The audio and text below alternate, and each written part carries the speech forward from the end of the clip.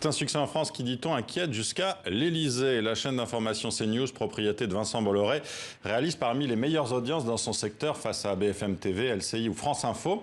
Sa recette, le buzz et des débats clivants et réactionnaires avec des invités politiques d'extrême droite notamment. Ils sont 36% sur la chaîne entre juin 2020 et juin 2021 selon Libération. Un succès d'audience malgré tout relatif avec une moyenne de moins de 2% de part d'audience. Mais suffisamment pour inquiéter le camp présidentiel, je vous le disais, avec la reprise en main notamment éditoriale de Vincent Bolloré sur la radio Europe 1.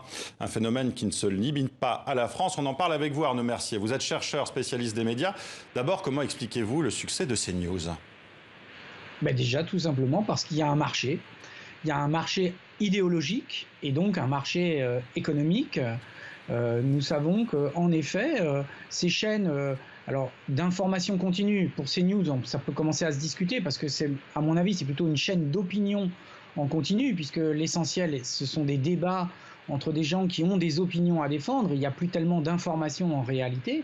Mais dans ce créneau-là, qui est hyper concurrentiel en France, puisqu'il y a plusieurs chaînes d'information qui se disputent à une faible part de l'audience, il y a une volonté de se différencier, et on se différencie notamment pour CNews en adoptant très clairement des positions qui sont favorables à une droite réactionnaire, voire à certaines personnes d'extrême droite qui ne sont pas forcément invitées sur d'autres plateaux. Donc je pense que c'est tout simplement parce qu'il y a déjà un marché à exploiter du point de vue de leurs actionnaires. Et ce marché, justement, est-ce qu'il inspire les autres chaînes d'information comme LCI ou BFM TV, côté privé ?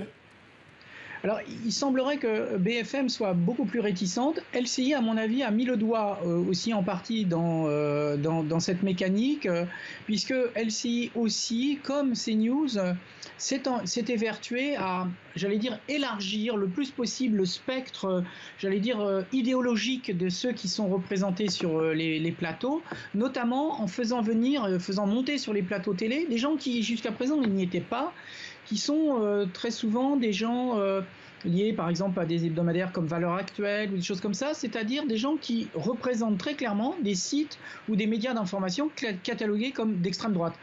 Donc il me semble qu'il y a une sorte de gradation où CNews est au maximum, LCI est un peu au milieu du gué et BFM est plutôt en retrait. Alors je disais, il y a une audience malgré tout limitée, moins de 2%, 1,8% je crois sur les dernières scores enregistrés. Quelle est l'influence de CNews dans le débat d'idées aujourd'hui en France ? Alors, c'est toujours difficile de répondre à une question pareille parce que mesurer l'influence des médias, c'est toujours un exercice délicat.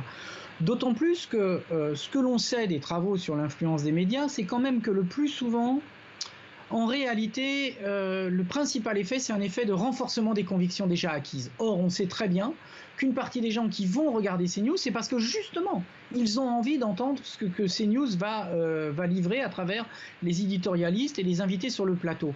Et donc, je ne suis pas du tout certain que CNews serve à convaincre des gens un peu perdus, des gens en quête de guidance sur leurs opinions idéologiques ou politiques. Je crois qu'en réalité, ça fait conforter un certain nombre de gens dans leurs opinions. Là où c'est plus gênant, c'est que, on l'a vu à propos de la couverture du Covid, un certain nombre de ces opinions qui sont échangées sur ces plateaux, ce sont des fake news, ce sont des choses qui sont en contradiction avec la vérité scientifique et médicale. Vous parliez des infox, mais offrir une tribune aussi à quelqu'un comme Éric Zemmour, par exemple, tous les jours, est-ce que c'est pas une banalisation aussi des idées d'extrême droite, tout simplement ? On s'habitue à entendre une petite musique. Vous avez raison. Vous avez parfaitement raison. En même temps, le débat démocratique est ainsi fait qu'il n'y a pas de raison a priori de priver une frange de la population de la capacité à exprimer certaines opinions. Et c'est bien là-dessus que joue CNews en disant qu'en gros, nous, on offre une tribune à des gens qu'on ne voit pas forcément sur les autres plateaux.